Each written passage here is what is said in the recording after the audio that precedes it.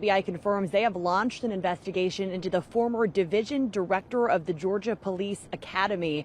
A warning, some of the details in this case are difficult to hear.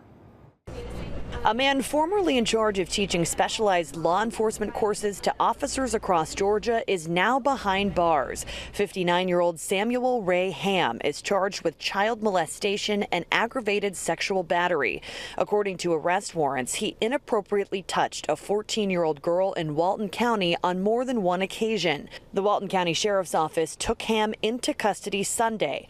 On Monday, the Georgia Public Safety Training Center told Atlanta News First they were aware of Ham's arrest and that he'd been terminated for violating standards of employee conduct.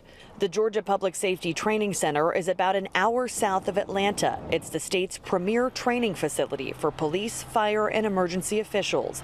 A GPSTC spokesman confirms Ham was the former division director of advanced training for police officers. The Georgia Bureau of Investigation is now leading the investigation into Ham's alleged criminal conduct. Officials have also notified Georgia Post about Ham's arrest. This is the agency that could possibly revoke his law enforcement certification. Reporting live from GBI headquarters, Chelsea Beimfor, Atlanta News First.